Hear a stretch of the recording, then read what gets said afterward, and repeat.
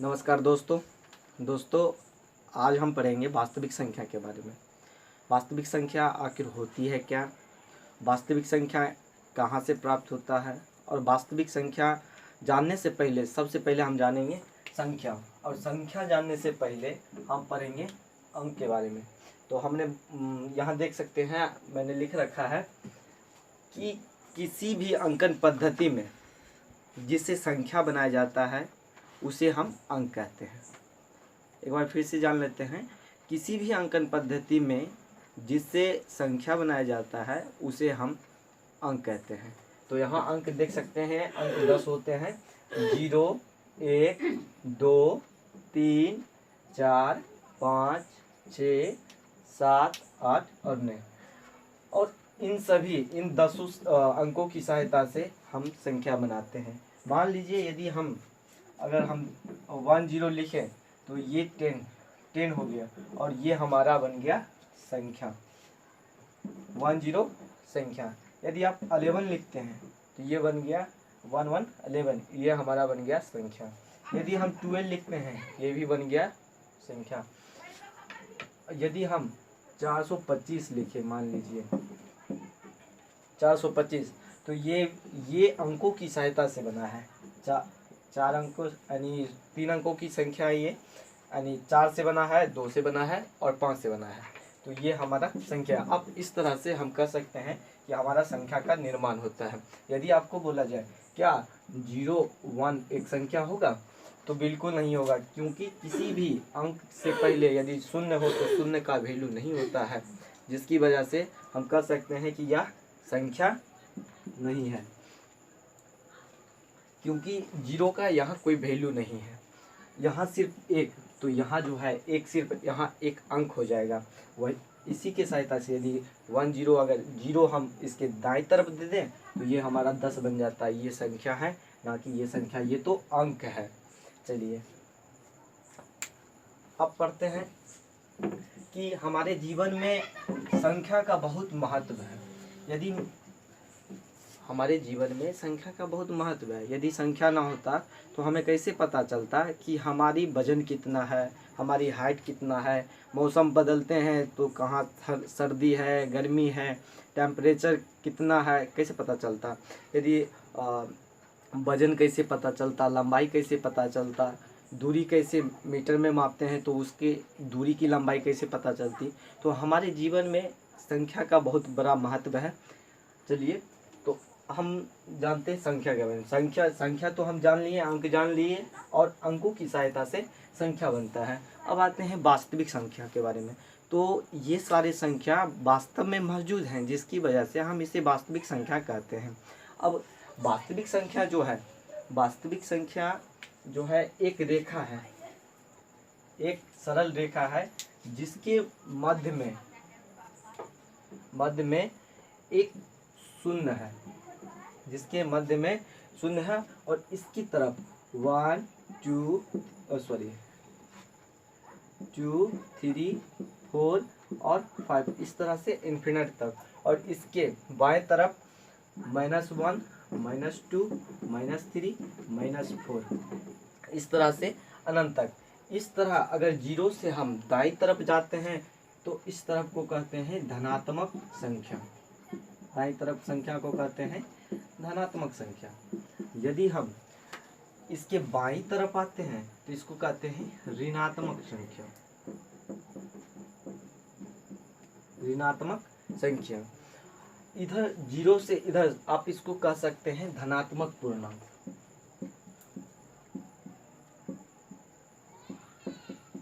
धनात्मक पूर्णांक। और 0 के बाईं तरफ आते हैं तो इसे हम कहेंगे ऋणात्मक पूर्णांक।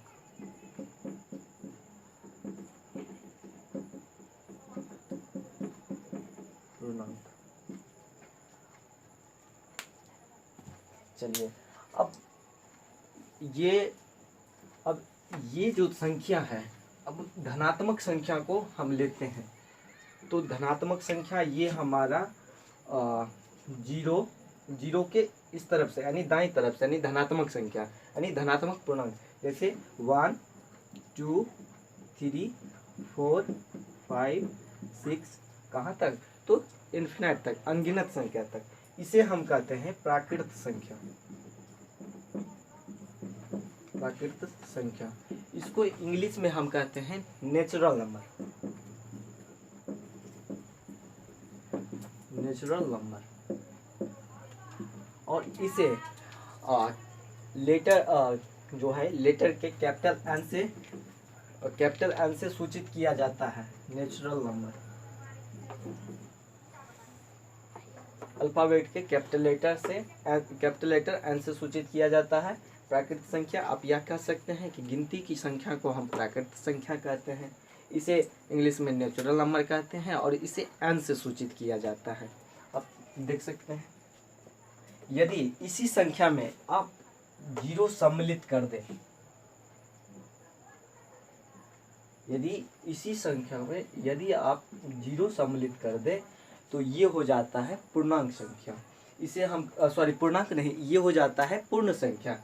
मिस्टेक हो गया, ये हो गया पूर्ण संख्या और इसको इंग्लिश में कहते हैं होल नंबर।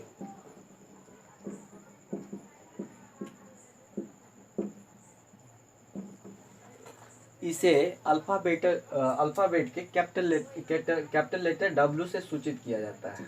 इसे W से सूचित किया जाता है। आप कह सकते हैं कि गिनती की संख्या में यदि हम जीरो सम्मिलित कर दें तो वो संख्या पूर्ण संख्या कहलाती है। और इसी संख्या में यदि हम ऋणात्मक पूर्णांक को सम्मिलित कर दें, ऋणात्मक -1, -2, -3, -4 इस तरह से अनंत तक, तो यह संख्या पूर्णांक संख्या बन जाती है। पूर्णांक संख्या बन जाती है। पूर्णांक यहाँ देख सकते हैं कि संख्या रेखा में धनात्मक और ऋणात्मक मान, धनात्मक और ऋणात्मक मान दोनों मिलके यह पूर्णांक संख्या बन जाती है। इसको इंग्लिश में कहते हैं इंटीजर्स नंबर।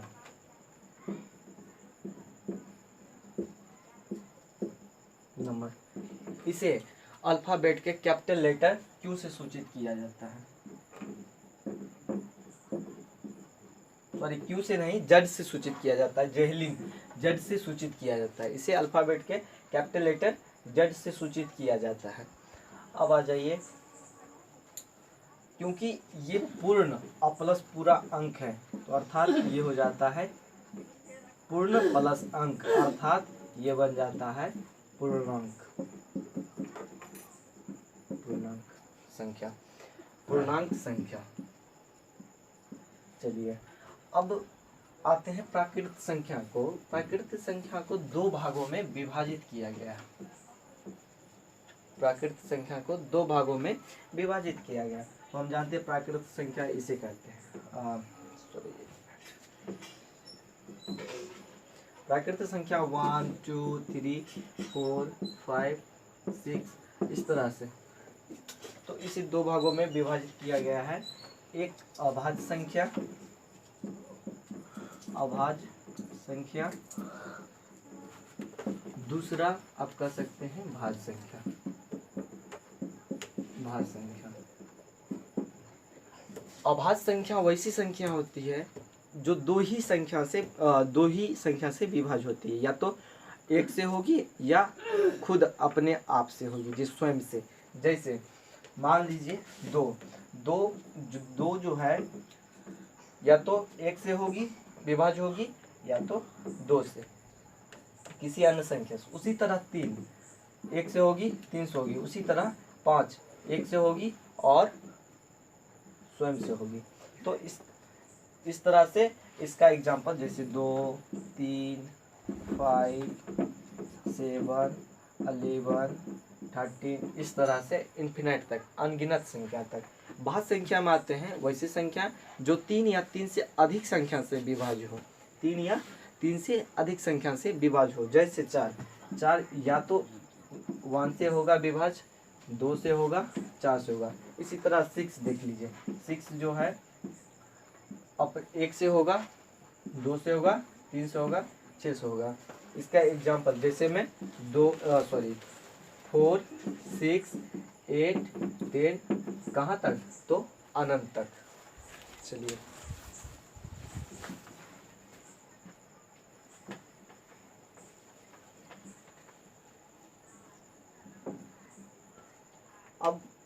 किसी भी पूर्णांकों के बीच,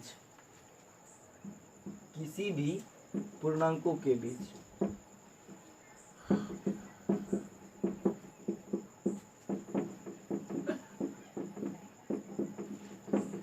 किसी दो पूर्णांकों के बीच या तो इसके बीच इन्फिनाइट अनंत संख्या मौजूद होती है। किसी दो पूर्णांकों के बीच अनंत संख्या मौजूद होती है। इन दो पूर्णांकों के बीच अनंत संख्या है। इन दोनों पूर्णांकों के बीच अनंत संख्या है। इधर भी आप कर सकते हैं, या आप मान लीजिए हम इसके बीच में ले लिए, तो यह जो संख्या होगी 1.5 होगी, 1.5, या आप इसे -1.5 या -3/2 कह सकते हैं। और यदि इसके बीच में लेते हैं तो यह जो संख्या होगी 2.5 होगी, और ये हो जाएगी 5/2। इस तरह से आप देख सकते हैं कि यहाँ -1.5 और यहाँ 2.5, या यहाँ देख सकते हैं या जो है -3/2, यहाँ 5/2। ये ऊपर वाले को हम कहते हैं अंश और नीचे वाले को कहते हैं हर। यह जो है पूर्णांक है, यह पूर्णांक है, और यह जो है ये दशमलव में है, ये दशमलव संख्या है, संख्या। चलिए, तो हम कह सकते हैं किसी भी अंश बाय हर जो संख्या होती है यह एक परमेय संख्या होती है, जिसे हम p/q के रूप में लिख सकते हैं, और जिसे हम p/q के रूप में लिख सकते हैं तथा q बराबर 0 नहीं हो, तो वैसी संख्या हमारा कहलाता है परमेय संख्या। तो वह या हम कह सकते हैं वैसी संख्या जिसे हम p/q के रूप में लिख सकते हैं और q बराबर 0 नहीं हो, इसका मतलब ये होता है परमेय संख्या। परमेय संख्या को इंग्लिश में हम कहते हैं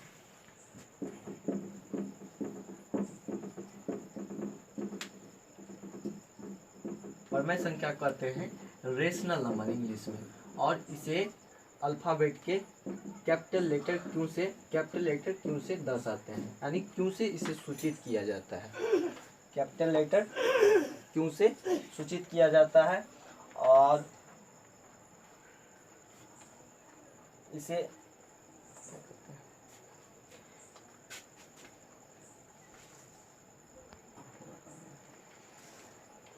जिसका एग्जाम्पल जैसे देख लीजिए, यहाँ -3/2, 5/2, 4/1, इस तरह से।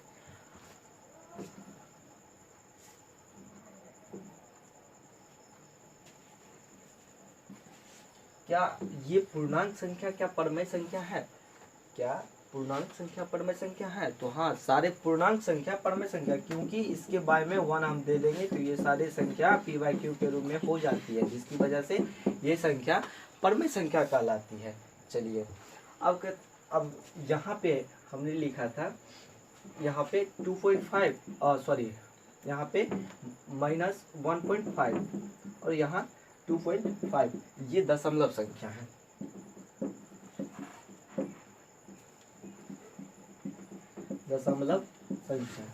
दशमलव संख्या दो प्रकार के होते हैं। एक तो दो प्रकार, एक तो शांत होते हैं, शांत, एक अशांत। जैसे यहाँ पे यदि हम 1/2 लिखें, इसका 0.5, यह दशमलव के बाद जो है 5 शांत हो जाता है। अब यह जो संख्या है रिपीटेशन नहीं हो रही है।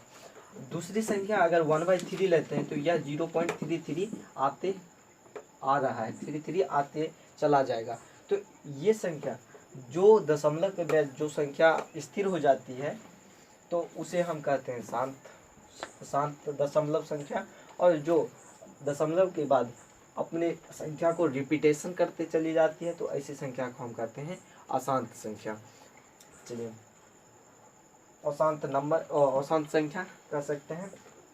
अब देखिए, कुछ संख्या ऐसे भी होते हैं जो दशमलव के बाद ना तो रिपीट होती है और ना ही स्थिर होती है। जैसे आप देख सकते आप देख सकते हैं इस तरह से यह बढ़ते चले जाता है। और यहाँ देख सकते हैं अंक जो है बार बार रिपीटेशन नहीं होता है। जैसे √3 इसका 1.732050 इस तरह से बढ़ते जाता है। तो इसका मतलब ये रिपीटेशन नहीं हो रहा है। जिस तरह से आप पाई का वैल्यू भी 3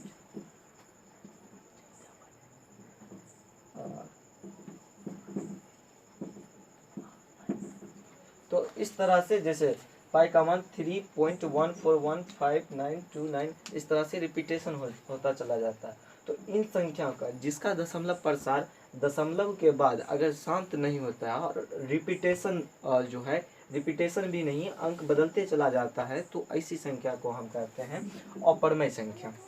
इसे कहते हैं अपरिमेय संख्या। और अपरिमेय संख्या जो है इंग्लिश में इसे कहते हैं इरेशनल नंबर। इरेशनल नंबर इसे हम कैपिटल लेटर के पी से सूचित करते हैं। इसे पी से सूचित किया जाता है। अब क्या हम कह सकते हैं कि क्या हम जो है √2 को √2/1 लिख सकते हैं? क्या ये परिमेय संख्या कह सकते हैं? परिमेय संख्या कहेंगे? तो बिल्कुल नहीं, क्योंकि ये जो संख्या है, एक बार इसका फिर से देख लेते हैं। -1.5 या 2.5 था, या 3/2 माइनस में, या 5/2। अब देखें कि अंश बाय हर ये दोनों पूर्णांक होनी चाहिए। अंश बाय हर दोनों पूर्णांक में होना चाहिए। और यहाँ आप देख सकते हैं कि √2 यहाँ पूर्णांक में तो है नहीं। आप यहाँ देख सकते हैं √2 इसमें पूर्णांक में तो है नहीं। तो यह जो है परिमेय संख्या ना होकर ये अपरिमेय संख्या होगी। अब चलिए,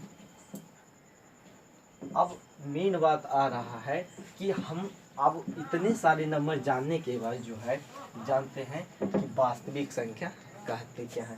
तो जितना भी नंबर हम देखें, सारे नंबर, तो सारे संख्या देखने के बाद पता चला कि सारे संख्या या तो परिमेय संख्या है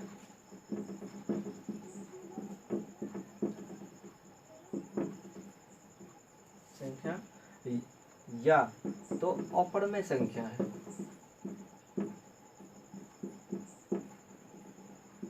अपरिमेय संख्या, इस तरह से हम कह सकते हैं कि परिमेय संख्या और अपरिमेय संख्या के सम्मिलित रूप को वास्तविक संख्या कहते हैं। परिमेय संख्या और अपरिमेय संख्या के सम्मिलित रूप को हम वास्तविक संख्या कहते हैं। यदि अच्छा लगा तो लाइक कीजिए, शेयर कीजिए, सब्सक्राइब कीजिए, कमेंट करना ना भूलें तथा अपने दोस्तों को बताइए ताकि उन्हें भी फायदा हो। धन्यवाद दोस्तों।